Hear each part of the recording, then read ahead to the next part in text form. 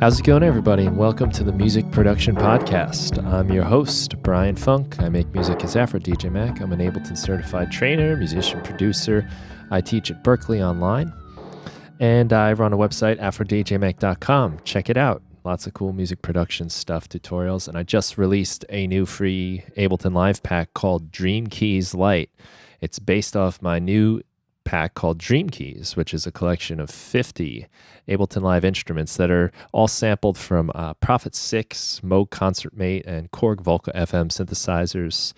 They're designed to sound like really mellow, relaxed, bedtime, kind of lullaby type key sounds. They're kind of like music boxy or Rhodesy, Wurlitzer type sounds, and sometimes a little more spacey and fantastic, dreamlike kind of fantasy sounds, which I think really work well in a lot of kinds of music, especially something chilled and relaxed. But also if you just have kind of a low-key part in a song or you want to evoke that feeling of a lullaby or bedtime, I think they're really cool. You can try the free pack. It's available at my site, AfroDJMac.com. Check it out. So today is going to be sort of based on an email I got from a listener, and I think it might open a can of worms a little bit here where I'd like to invite you to send me your questions, anything you'd like me to cover on the show, and I can talk about it and maybe even talk to some of my guests about it. My email is afrodjmac@gmail.com if you want to send me an email with a question. And I got a question from a gentleman named Ed. And I'm also finishing up my semester at Berkeley Online with my sampling course. So people are finishing their final projects, and this question of finishing tracks is coming up. How do we finish tracks? How do we call them done? And I think this is probably a multi-episode question to answer, but I wanted to get specific based on some of the things I've come across, not only in this letter from Ed, but from some of the work my students are doing. So I figured I'll start off, I'll read you some of the letter from Ed and address it bit by bit. And then I'll go into some of the things that came up in my Berkeley Online class and some of the wisdom that I think I can share. Things that kind of occurred to me for the first time, actually. And I think this is like a cool little lesson. Like, by trying to help other people, you sometimes realize some of the things you're doing because you start to see like your habits showing up in other people's work. And it's one of the gifts I've gotten from teaching and analyzing the work of other people is that I can see some of the things I do a lot and see myself in their work. And there were a couple things that kind of struck me that I'm going to share with you today that I think are helpful really for me that I never really thought about in this way that I think might help everyone else out there. So I'm going to read you some of this letter from Ed. Ed was really kind, offered some really nice words about the show, the podcast, which I'm really thankful for. But I'm going to go right to the question here. And he says, there's always this thing that bugs me. I can make a funky 8 bars, no problem. Give me an hour and I can create something. But it's how we progress from 8 bars to a 5-minute track that is a continual stumbling block. When you look at most big releases, they have something like 50 tracks of effects, pads, layers, etc. Mine only have like 10. I guess my question, to be clear, is, in your experience, is the way to make a releasable track simply by starting with 8 bars and adding layer upon layer and then just moving the clips so they aren't all playing at the same time structure and creating a build-up, then a lull? That may sound strange. The point here is that this is my approach. And somewhere between 8 bars and 5 minutes, my tracks lose something. They become repetitive or uninteresting. I'd love your opinion. Thank you, Ed. Ed, thank you for sending that email, and I do appreciate the kind words that you said before the question. So this is something that comes up all the time and something I'm always dealing with. I think everyone deals with this. It's finishing tracks. It's kind of creating those first few bars of music, those first loops and stuff, is the exciting part. Usually it's when you're really pumped about making music and you're maybe just getting going and you're feeling fresh. And then once something starts happening, what do you do from there? So I have a few thoughts. I'm going to kind of go through this a little bit, but I think there's a few assumptions that maybe we should address that are within the question. Sometimes when you analyze the question, you find a few mindsets or ways of thinking that might be in the way So I want to kind of, talk about that a little bit and see if we can come up with some sort of interesting answers to this problem. So, one thing you say is, how can I make my progress from 8 bars to a 5-minute track? And my first thing is, why do we start with 8 bars? Now, I don't come from the electronic music making background. It's not where I started. I started playing guitar, playing rock songs, and we never thought like that. We never thought like, I'm going to make my 8 bars. So a lot of electronic music is often pretty formulaic in that, and you'll see things online like that'll say like, okay, your first 16 bars are your intro, your next 16 bars is this part, then we have our build, then we have our drop, then we have our breakdown. And we have these like very set rules where we're working with numbers of bars, and maybe that's something we need to break out of a little bit. I mean, we never really did this in like when we were writing our rock songs. We really kind of like wrote our whole song maybe on our guitar or came up with a few different sections and then kind of figured out how long they should go based on how they felt, not just on some number or some arbitrary like convention of a genre. Although there are obviously conventions in rock music and things like that. But I think one thing that surprised me anyway, I should say, as I started learning about electronic music and studying it and getting into it and learning how to make it, is the kind of predictability of it. Sometimes I was a little shocked, like, wow, that's like every song sounds the same. That was like a thought I had. Why do we need to do it that way? Now, I think one thing that happens when we do like an 8-bar loop is that we build 8 bars to perfection. So we work on it, we add all these different layers, and we get a really nice sounding 8-bar loop. I do this all the time where I'm working on one section of a song for quite a while until I've got something that's really full, really powerful. And now it's time to come up with other sections. And everything I do from there sounds kind of weak. It sounds empty. I'm comparing like this fresh new idea. Maybe it's just I'm going back to like some piano chords or a new drum beat. And it sounds like nothing compared to this masterpiece that I've created that it's being put next to as I switch between my parts. And I think right in that form of working, we've sort of set that part up for failure because it's not going to measure up. And we're going to inevitably feel like our new part is weak, it's small, it doesn't have the power, and it doesn't flow with the part that came before it. So maybe something we should think about is working out that our parts sort of at the same time. So if I'm going to like say record a song, a rock song, for instance, I'm usually going to record my entire drum part for the whole song first. So I play that whole part out, or I might play my guitar part out for the whole song first.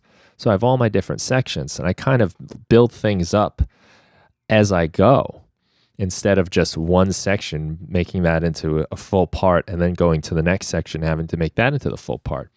Something that happens probably more often in electronic music than even in rock music is that your presets change, you tweak some knobs, you play around with things, and now your sounds are so different. Whereas in like a kind of like rock band format, my electric guitar always kind of sounds like my electric guitar, whereas my pad in my electronic music could go from, one end of the universe to another, and it can be hard to get those parts to gel together. So I might suggest maybe mapping out the whole idea of where the song's going to go. So I know Ableton Live is really nice because it allows you to put a bunch of ideas down and then arrange from there. But maybe sometimes that's also a weakness or, one of the problems or the causes of one of the problems we run into is that we wind up focusing on one section for too long. Maybe we're better off coming up with all our drum parts and then coming up with all our bass parts and then coming up with all the, whatever we're going to put in next. So maybe that's an approach thing we can try, not just trying to get the perfect 8 bars, but to also try to come up with a longer section of music or come up with all of these sections of music one after another, as in like, first one part of one instrument for each section of the song, instead of coming up with a full section, then trying to go to the next section.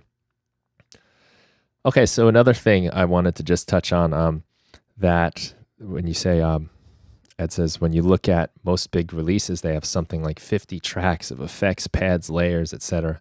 Mine only have like 10. Well, the first thing I would say is that there is really nothing as far as quality of a track that is related to how many tracks are within the song. So there's no song is judged on how many tracks. It's not like you get a better song because you have more tracks in it.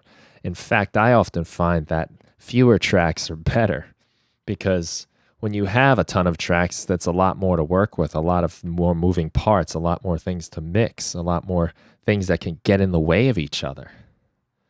Now, something I think is also true about a lot of these songs that you might be looking at that have 50 tracks is that they might be all doing similar jobs. So, for instance, there might be a few tracks that are just dedicated to a kick drum sound.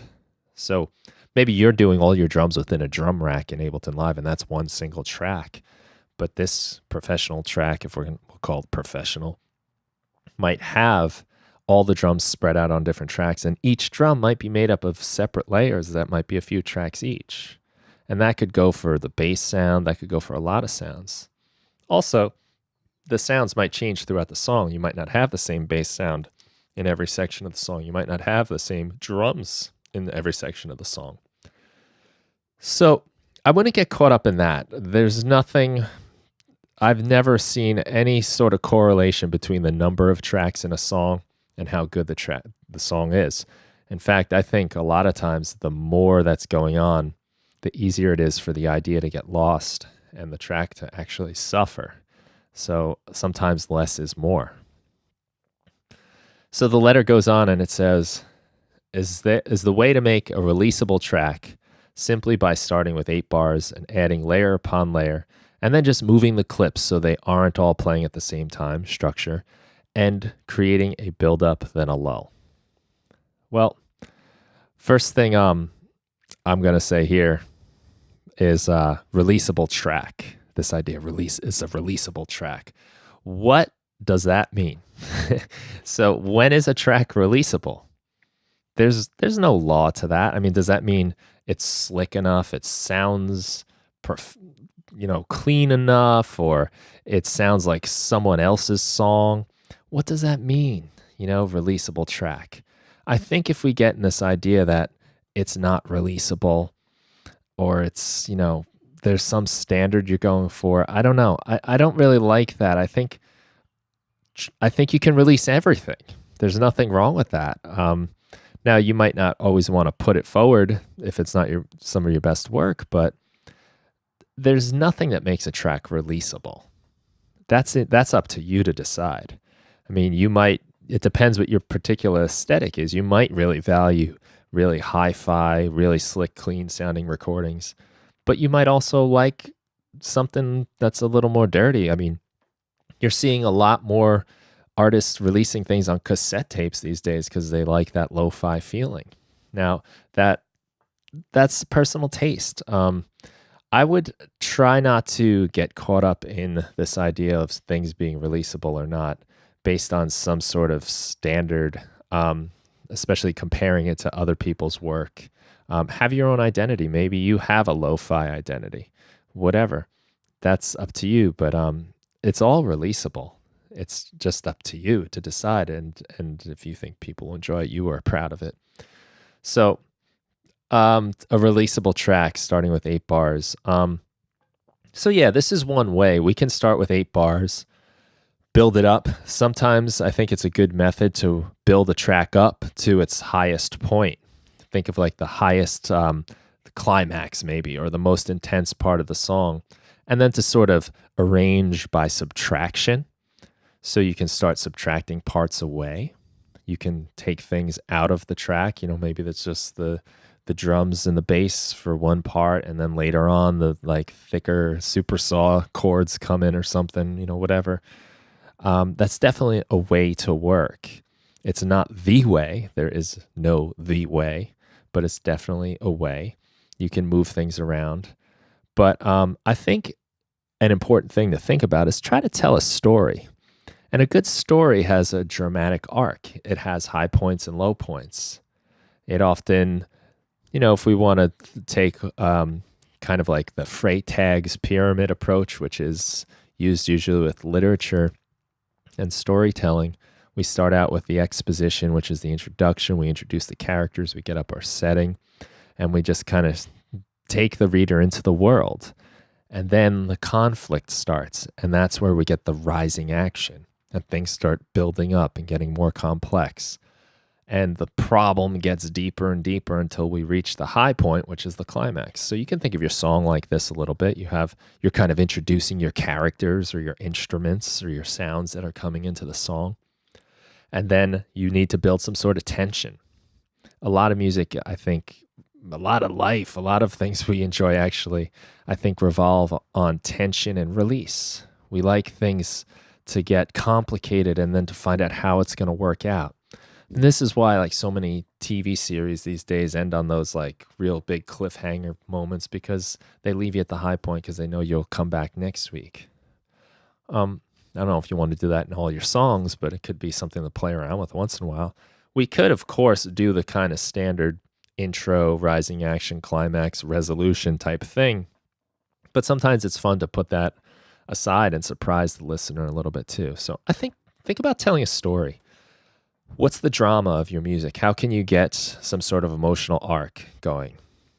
Try thinking maybe even creating an atmosphere, some sort of mood, some sort of vibe that you're going for. Think about like where you want your listeners to hear the song. What is this song for? Is this for the dance club?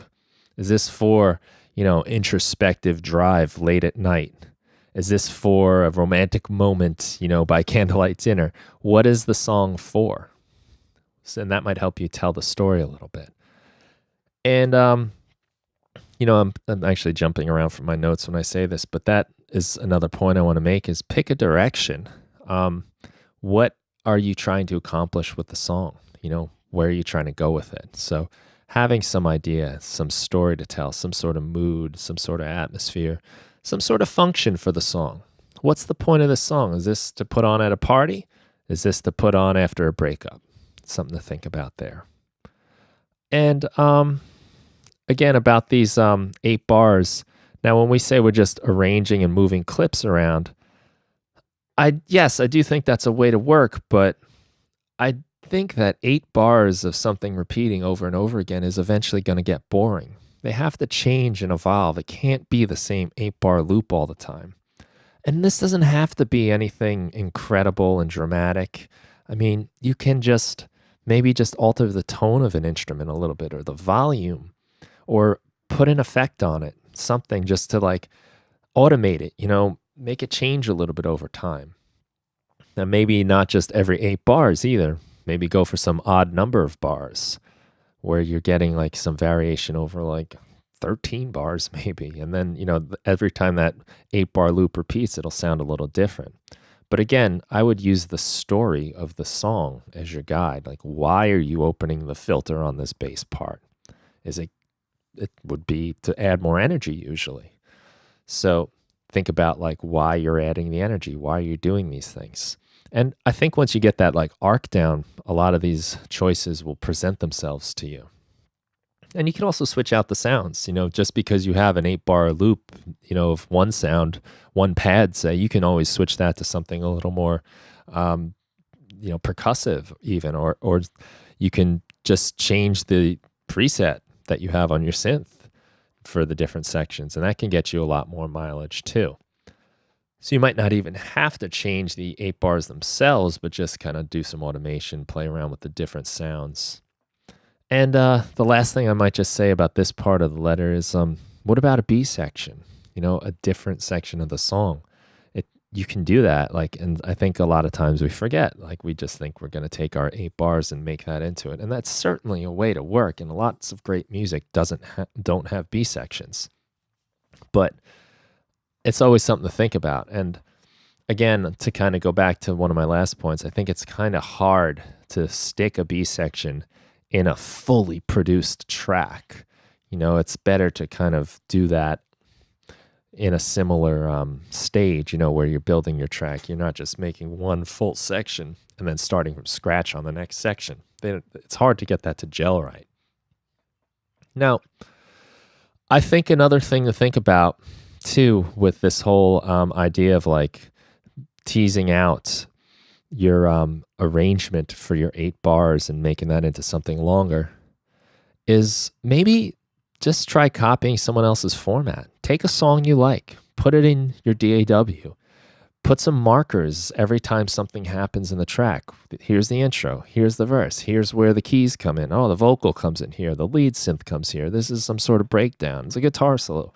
Just mark these off in your arrangement view of your DAW, and then make a track that does similar things at that same time. There's nothing wrong with that. It's almost like sampling the structure or sampling the arrangement, if you want to think of it that way. But I think that's a great way to see how things work, and it's a good challenge to yourself. Now, a lot of people might say like, oh, but then, I'm stealing someone's idea. And I always kind of feel like, look, if you're at the stage where you're having trouble finishing tracks, then, what are you worried about if you're copying someone else's style, someone else's format? Who cares? I mean, you're lucky if your grandma listens to it at this point, right? Who's going to hear it? It doesn't matter. Practice. Think of it as practice. We get so caught up sometimes in having our songs are so important. Like they're going to be the thing that like takes our lives in a whole new direction. And I guess that can happen, but usually it doesn't. Usually almost no one hears it. That's the way it works a lot of times. So who cares? Borrow that and learn how to do it, When I was learning guitar, I learned how to play music from bands I liked. I learned how to play their songs. I covered them. I sang them. I played them. I did it in bands with other people. And we never thought like we were cheating somehow. We were learning. We were figuring out how they do their things. And then, the more you do that, you start to understand and you start to see the patterns, and then you can start making your own decisions. But in truth, I think if you copy the format of another track, it's not really going to be noticed too much by anyone anyway. But I don't think this is something we should be worrying about at this stage of the game. Copy. Do things that are derivative of other people's work. It's totally fine. You're learning. You're figuring this stuff out. I watched a nice video called I'm going to put it in the show notes. How to Make Music Like Marshmallow in 1 hour. And it's from a YouTube channel, EDM Tips, which I'd never seen before. But what I liked about this channel is that he stresses that he's not trying to rip off the track, but he is using the track to make decisions. And he really just listens to the track and says, oh, something comes in here. I'm going to make something that's similar to that. Here's the chords. I'm going to make similar chords to that. And it's really like a great exercise to go through that and to just get a feel for what it feels like. To take this to a really extreme example, I know some writing teachers that actually encourage students to copy down well-written text. So like to take Ernest Hemingway passages and just write them in your notebook so you know what it feels like to write a Hemingway passage. And, at first I thought that was ridiculous. It's just like being a scribe copying something down. But I made the connection to like how I learned guitar, and how I learned a lot of my music is by copying what other people are doing. And then you start to get the tools and the understanding inside your own workflow. So I don't know. I'm not against that kind of thing at all. I think I'm actually pro, just really taking what other people have done and learning it and building off of it, making your own thing. And again, I think just to be real here, who's going to hear it? If you're doing that, don't worry about it. Like, I think we sit down to make a track and we put all this pressure on ourselves to make something great, to make something that's going to like change the world or something. And that's an unrealistic expectation. Just enjoy the art and the act of doing it. And, if you do this long enough, you're going to develop your own style. And most likely, even if you listen to the video, How to Make Music Like Marshmallow in 1 hour, the song, it's definitely in the same genre and style, but it's a different song. You know, you're not going to say that's a complete ripoff. It's a different song. It's in the similar style, similar genre, but so what? So are a million other songs. So I don't think there's anything wrong with that. And one last thing about that letter. Somewhere between 8 bars and 5 minutes, my tracks lose something and become repetitive and uninteresting. So I think there's a couple things at work here. You're probably listening to your 8 bars hundreds of times over and over again. You're probably really listening to that a lot. It might even be looping. So yeah, it's going to get a little repetitive, but we want to think about balancing our sounds with like familiarity and surprise. Try to do something that's interesting, surprising. Big thing going on in the world of electronic music these days is to have just like kind of quick silences at the end of bars, and like some kind of weird noise happens and just takes center and just sort of shocks the listener a little bit. The beat's going and the beat is usually what's driving the song, and then all of a sudden it drops out and there's this like funny sample that happens, or like weird synth squelch or something, and then it goes right back into the loop. And that's just a little like shake for the listener, like, hey, you still there? You paying attention? So I think that's something to think about. Try to surprise them a little bit. Do something a little weird every once in a while.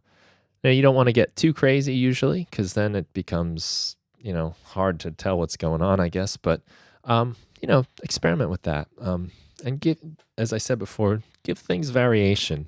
Change it up a little bit. Change the beat at the end of every 4 bars. Do something. Have a different sound come in.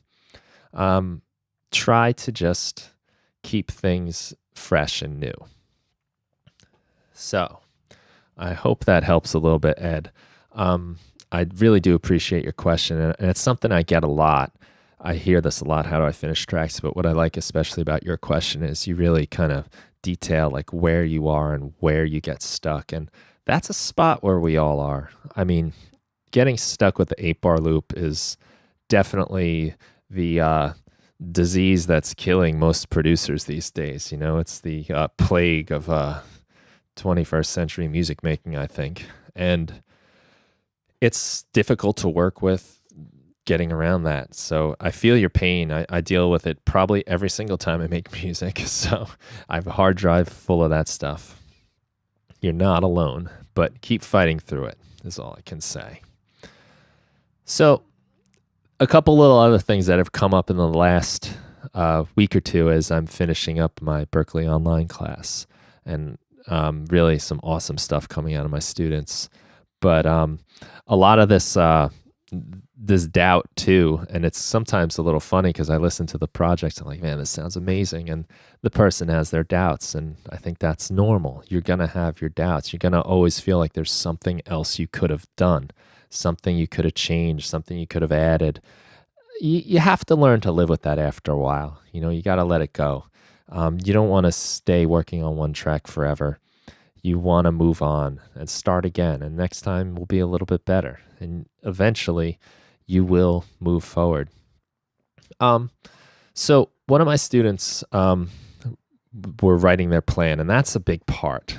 Maybe I should start there. It's like planning what you're going to do, right? Have an idea. Don't just go in there blindly and not know where you're going. Pick something. Like I said earlier, pick a purpose for your song. Pick a mood, pick a vibe, or what people that are listening to it are going to be doing. Visualize that a little bit. That direction can make a big difference to help you make decisions and decide on what kind of stuff you want to do. I would also say at that point, try to pick like a feature that will be characteristic of that track. So instead of just trying to, I'm going to do all the cool things I can think of in a track, think like this is going to be the track that has that really dreamy synth. I'm going to use dream keys that AfroDJMac made. I'm going to have my huge bass. This is going to be the banger, or this is going to be the, the slow dance song. I don't know, whatever. Make your decision, but then give it a feature. Maybe this is the one with the cool vocal chops. This is the one with the vocal harmonies. This is the one with the guitar that's taking the lead.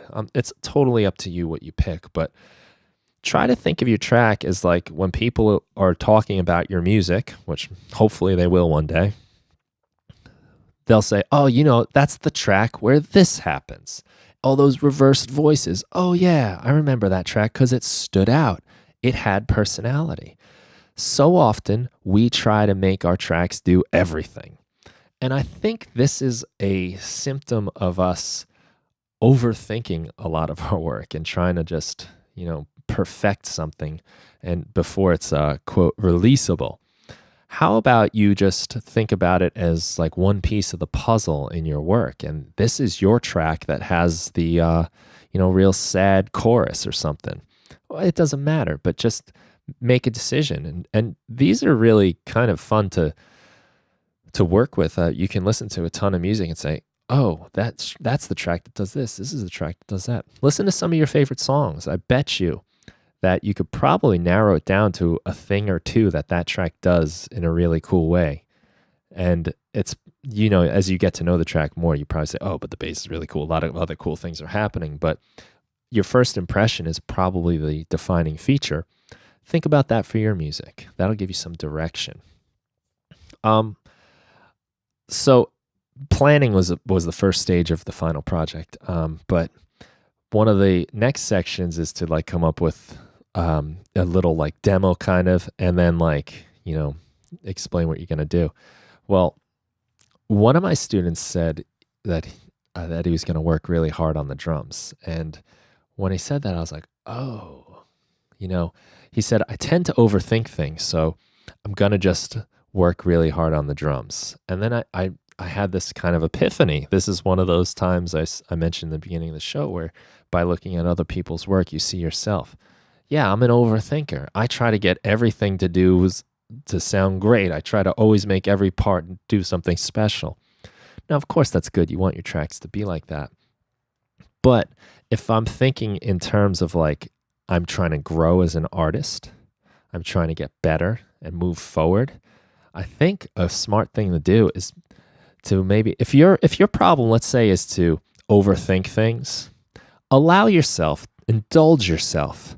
You can overthink the drums on this track, right? You can do whatever you want. You can go nuts. You could layer them a billion times. You can, process them like crazy. You can have 18 different drum kits if you want. Whatever. Overthink your drums. But if that's what you're going to do, move quickly on all the other parts. Don't overthink everything else. You're not allowed to. So you're kind of like satisfying your overthinking fix, right? I think this is a really cool way to work because, and I haven't really tried it a lot, but I think when I look back on some of my work that has actually gotten done and I'm proud of, I've kind of employ this to some degree where take one thing and make that the focus. This is what you're gonna learn from the track, right? You're gonna learn, in this case, we're overthinking drums, so we're gonna learn a lot about layering drums and making them fit in the mix, making them powerful, making them, get out of the way when they need to, all those kinds of things that we need to do with drums. And then all the other parts move through quickly. Don't get stuck on them. Just use the track as a vehicle to perfect that particular trait. And I think by doing that, you're going to develop skills a lot faster. You'll probably still come up with something that you like because, we tend not to settle for things we don't like, but try to be a little bit easier on yourself. Just think that this is the track that has the crazy drums that are overthought and move on. And now you've got that in your tool belt again. You've got this technique you're able to do. You've gotten better at doing drums, right? So now on the next track, when you want to pay attention to, say, chopping vocals like crazy, you don't have to think as hard about overthinking the drums because you've had a bit more practice, and you can probably, by moving quickly through the drums, still do quite a lot with it because you've kind of flexed that muscle a little bit earlier.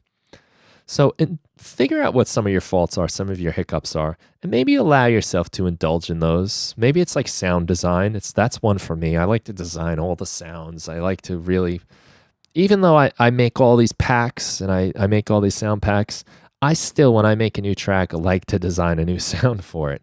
And I haven't even used all the other sounds that I've made yet, which is crazy. But maybe if I get stuck on sound design, fine. I'll spend a lot of time on the pad sound. I'm going to make this like the coolest pad sound. It's going to be really deep and awesome. but I'm not going to allow myself that same liberty on the drums. I'm going to move quickly through those. So maybe try that. Let your song have like its indulgent moment, its little like problematic thing you run into, and maybe it's compression. Fine, compress the vocals like a master, but then kind of move quickly through other things. Just a little suggestion. Another comment I saw on the final projects was a student was having trouble figuring out what to add to the track. It was like kind of the halfway stage. I don't know what to add. I can't figure it out. There's already a lot of bass was the specific example. I want to add bass, but there's already a lot of bass. I was thinking, well, if there's a lot of bass, you don't need bass. The old expression, if it ain't broke, don't fix it. If you don't need it, if you can't figure out what your track needs, maybe it doesn't need anything. I've found this a lot in my work. I feel like I need to add something. And I get stuck because I don't know what to do. And a lot of times those tracks just sit in the graveyard of unfinished ideas on my hard drive. And sometimes I'll come back to them a few months later and be like, wow, this is a really cool track. It's full. It sounds great. But I was too close to it. And I was thinking it needed something else. I was doing this just the other night. I was sitting around working on literally an 8-bar loop. And I was building it up and it was sounding cool. I was really enjoying it. And I just kept adding parts because the more I listened to it, the more familiar I got with it. I kept adding layers and I thought I was really filling the space and I thought it sounded great. I moved on to work on another part and that luckily was going well too. And I was coming up with something. And when I switched back to my other part, I almost couldn't tell what I was supposed to be listening to. I had so many different things going on, so many melody lines kind of answering each other that all I heard was madness. And I was just listening to it. I'm the one that understands what's happening here. And took me a few playthroughs of that loop to like get my bearings on what was going on. And I realized I'm already familiar with it and I don't know what's going on. Someone that's listening to this is going to think it's just craziness. It's not going to sound like anything to them. So I find that a lot of times I'm overdoing it. A lot of times there's already enough. Allow things in your mix to take the forefront. Allow parts to go unchallenged as like the main thing in the track. Let other things just kind of supplement that. I was trying to make so many different things that you could pay attention to. You could listen to this track and pay attention to the bass because it's going wild and the chords are really cool. There's a great rhythm and then that lead part. And then there's another part that answers the lead part and that part is a great delay. By the time you actually listened to it, you couldn't even tell what was happening. I couldn't even tell what was happening. And I just kind of like shook my head, smacked my head with my hand and said, I've overdone it. I've gone a little too overboard and started cutting things away and really did have something nice. And what I also realized is that the parts I added I thought were all cool. I can have maybe 4 bars with one of the parts doing the lead, and then the next 4 bars can have the other part doing the lead later on in the song. And that way I'm kind of pulling out the life of that 8-bar loop, maybe like we spoke about before from Ed's letter. So you can maybe do that kind of building things up like crazy, but it doesn't all have to happen at once. Try to keep your like eye on the big picture. We get caught up in the details so much that we don't see the forest for the trees. We just see the trees. We just see all these individual things, and the listener is going to look for the forest first. They're going to try to just hear the song. Think about when you listen to music, you don't zero in on one element right away and try to hear how they're all interacting and all the great counterpoint you have. And you're not listening to that. You're just getting a sense for what the music is. So in a way, you kind of have to like welcome your listener in by not overdoing it, I think. And I think this is like a parallel to writing. Good writing, a thing I see a lot when I teach my English classes is that people confuse good writing with complicated, dense, hard to understand writing. They often think like in order for writing to be really good, it has to be like some virtuosic, display of the English language with crazy long sentences that are still complete thoughts and not run-ons. And I mean, it's kind of funny, but when you think about what the point of writing is, it's to communicate an idea. And if your idea is so convoluted and complex, grammar, ninjutsu, gymnastic stuff that no one can understand it, you've failed the task of communicating. No one knows what you're saying. So it doesn't matter. A good writing is clear and concise, and people understand it. The message is conveyed. So we have to do that with music too. Good music doesn't have to be virtuosic all the time. And even if you listen to a lot of like the virtuosic players on whatever instrument, a lot of times when they're doing their wild and crazy thing, the backing music is keeping it pretty straight. They're not getting in the way. They're leaving a lot of room. They're not doing anything too wild, usually. There's definitely exceptions to that where, the joy of listening to it is the complexity, I suppose. But I think if we're, kind of thinking for just regular people that aren't kind of like nerds about a certain instrument, I don't mean that in a bad way. I mean, anyone that studies an instrument likes to hear someone virtuosic on it, just for the understanding of what's possible. But we're trying to get, as listeners, we're trying to get a feel for the big picture. So we can often ruin the big picture by having too many little things going on inside. So if it's not broke, don't fix it. If it doesn't need bass, don't add bass. Let the bass be the bass. And sometimes by making room, things start to shine. When you start zooming out, when you start allowing the listener to hear the texture of that synthesizer and the subtle movements in the filter and maybe the slight analog drift that it has, that's cool, and that's something to pay attention to. You can pay attention to detail when there's not so many different things getting in the way. I mean, just think about if you're in a crowded room with a lot of people, you're not going to really take in much detail about any one person's face. But if you're just in a room with one person, you can really look at all the different details of their face. I think music is a little bit like that, like a room of people. And each instrument is like a character in that room. And the more things you put in there, the less attention you can really put on any one of those characters. And one more thing. And I don't think people do this enough. I do it too much. I think it's important to listen to your music outside the studio. So bounce it down onto MP3 or whatever and bring it with you. Listen to it elsewhere so you can hear it out of context. So you're not in front of all your controls and all your tools that you can start applying. You know the old saying, when you're a hammer, everything looks like a nail. When you've got a compressor, you feel like you should compress things. You got an EQ, I should put EQ. I got so many reverbs, let's use them all.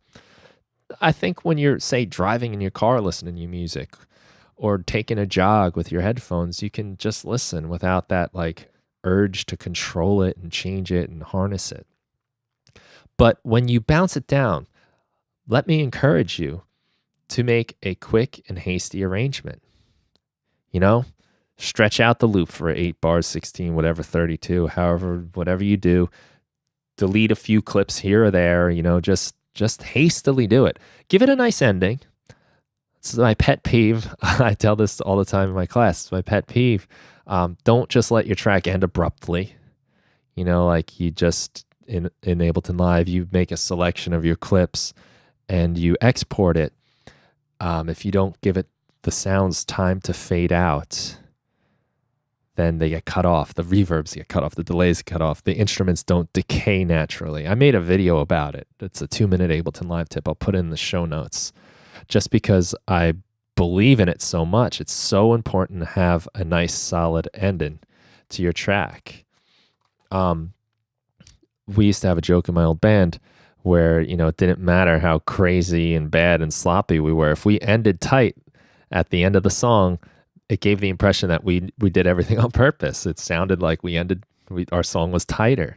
I mean, it's not completely true, but it's kind of surprising what a tight ending will do for the perception of the whole song.